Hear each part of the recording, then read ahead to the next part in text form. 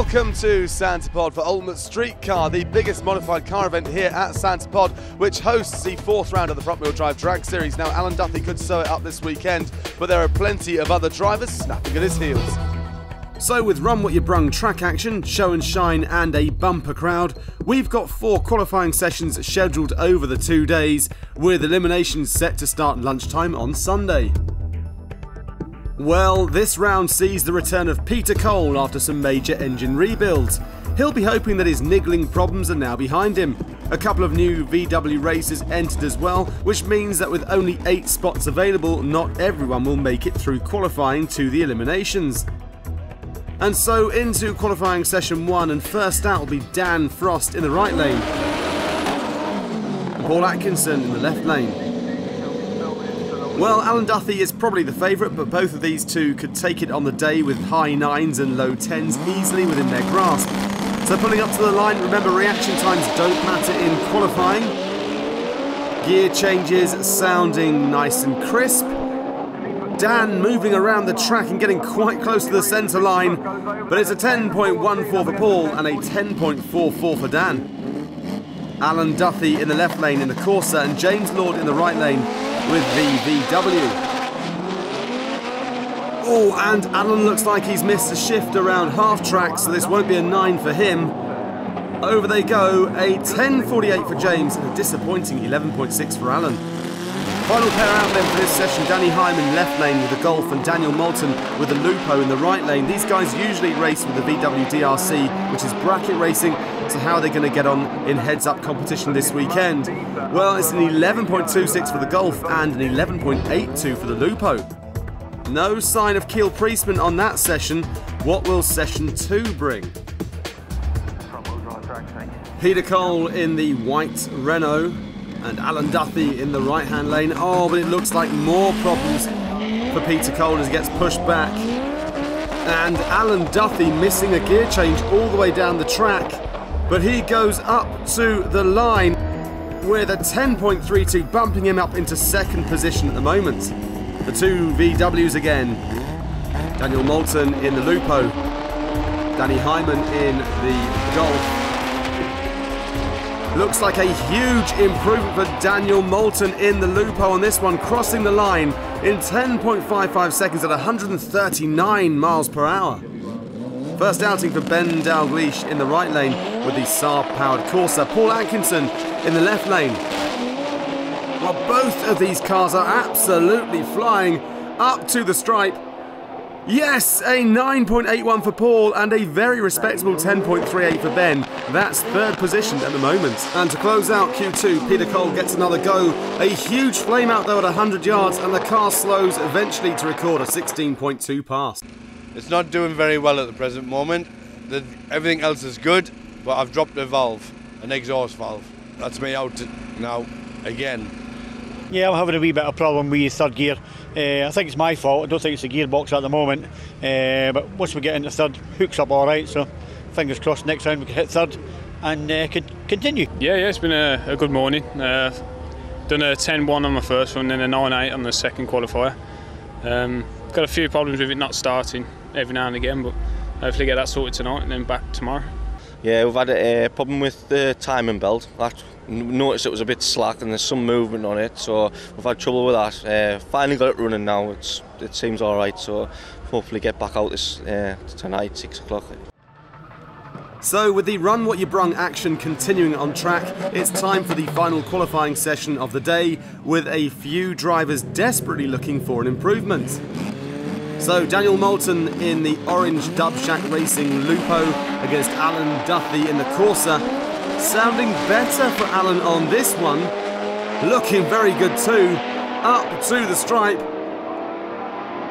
And yes, a 9.91 at 156 miles per hour and a 10.92 for Daniel. Dan Frost in the left lane, Ben Dalglish in the right lane. Both cars running strongly in this one. Very nice and composed, and up to the stripe for them both. A nice 10.16 for Dan, moves him into number 3 spot. No improvement for Ben with that 10.52. Okay, Kiel Priestman finally out on track. And that's Luke Pritchard in his backup van, obviously just after some points here.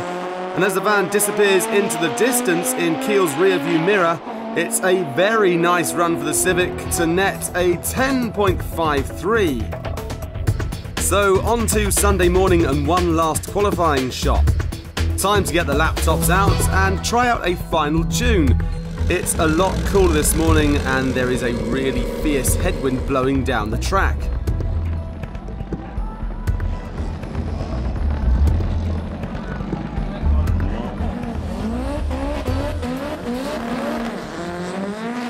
Allan Duthie in the right lane, Kiel Priestman in the left lane. Both of these would love to take the #1 position from Paul Atkinson with his 9.81 run from yesterday. Well, Allan's away, but problems for Kiel there. No missed shifts, but no improvement for Allan. He crosses a line in a 9.98 seconds and Kiel eventually netting a very slow 13-second time.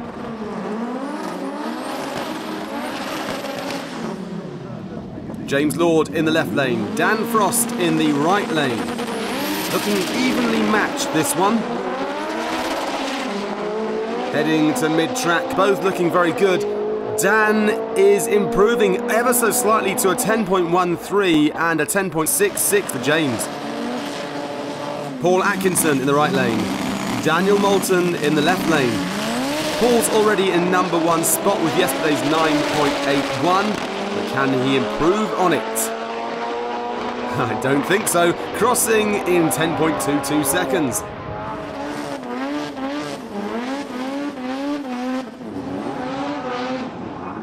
Well, the final pair we're going to see is Ben Dalglish in the left lane, Danny Highman in the right lane.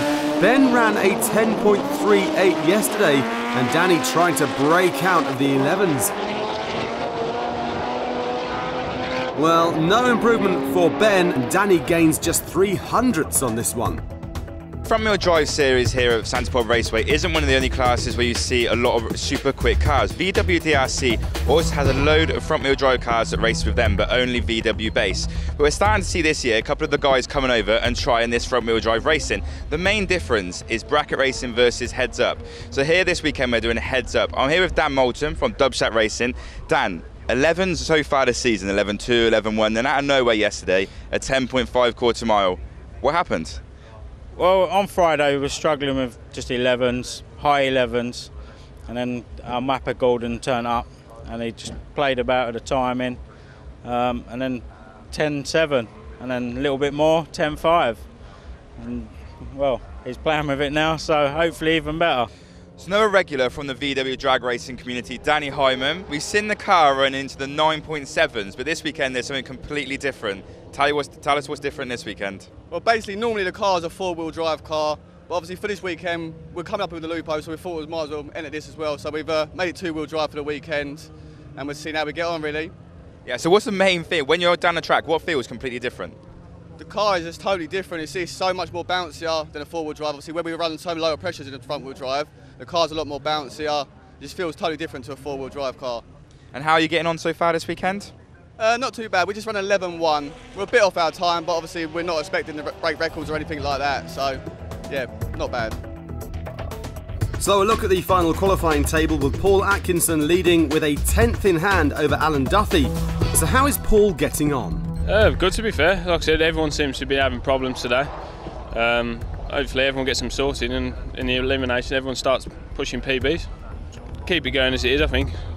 See how we go. Got 2 cracks in my manifold, so I just want to coast that through this today and then get it re-welded for next round. You ran 990 and a 980 in qualifying yesterday as well. 156 miles an hour through the line today, which is an incredibly high top speed. Are we going to see your elapsed times getting shorter? I don't know. I mean, my quarter-mile times are there or thereabouts. I had problems with third yesterday. Moved the linkage a wee bit, so we've managed to locate third today. So see how it goes. But yeah, 156 is the most I've done. 155 was my maximum last time, so slightly better. A wee bit of headwind today, so maybe not help on the shootout, but see what happens. So here are the pairings for round 1, with number 1 paired against number 8, 2 against 7, and so on.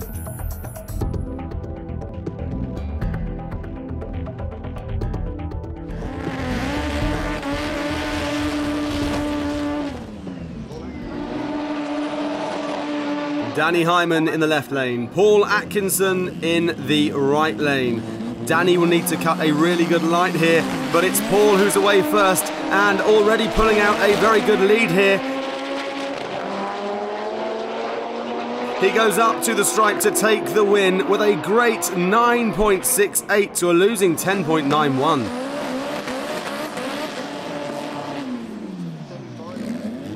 Daniel Moulton in the left lane, Allan Duthie in the right lane. Has Allan cured his miss-shifting problems? One missed shift could easily wipe out his half-second advantage, but it looks good and it sounds good, and Allan goes up to the line and takes the win with a 9.86 to a losing 10.67.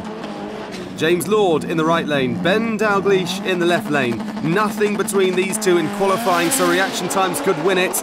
Even off the line, but James has pulled out a very slight lead, and he maintains that lead as he goes up to the stripe, winning with a 10.29 against a losing 10.37.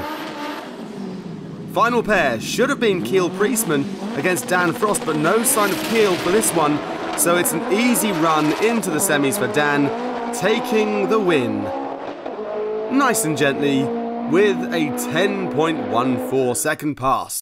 So Paul, into the semi-final, #1 qualifier and just ran a PB. Did you know as soon as you come off the line that that was going to be a good run? No, I looked in my rear view mirror and I saw Dan behind me, literally right behind me, so I weren't sure what kind of run it was. It felt fast, but I weren't sure, to be fair. And then when I got back here, everyone come running over to me, so I guessed it was a good run. So have you done anything differently this weekend to push it a little bit harder? No, it's still exactly the same. Well, if anything, we've just took a bit of boost out first and second to try and get a bit more grip. Other than that, no more power or anything at the moment. Felt good. It was nice, it was close, but it was neck and neck towards the end, so it was good. I think reliability is the key with this competition, obviously, because everyone's pushing so much horsepower with the cars. It's all down to reliability, because sometimes the fastest car might break, so it's not necessarily the fastest car always wins, so my advice is reliability is key.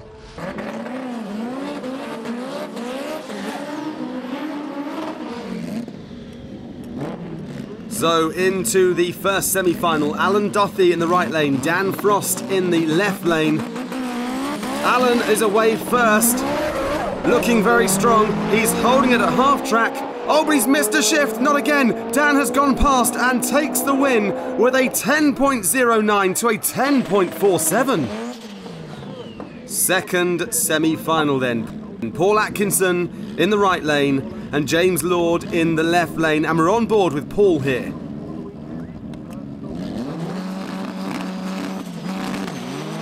Well, James is away first, holding the lead at 100 yards, but Paul's coming back and he looks over his shoulder towards James. He comes up to the line. Paul takes the win with a 9.79 to a losing 10.46. So, waiting for the final, and it's running repairs for some. But time to pack away for others. And a handshake for the two finalists.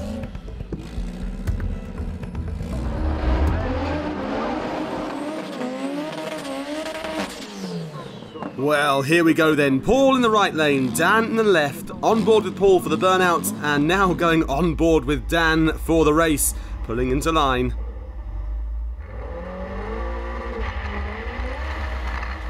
Dan working the gear shift with conviction here, neck and neck. But Paul just creeps in front in the last 100 yards and takes it with a 10.02 to a losing 10.18. Well, look at this, so hard to call. We saw how hard Dan was working inside the car there. Paul Atkinson just getting his nose in front now and holding it out up to the stripe. That was so close. So let's see the action again, this time from inside Paul's car.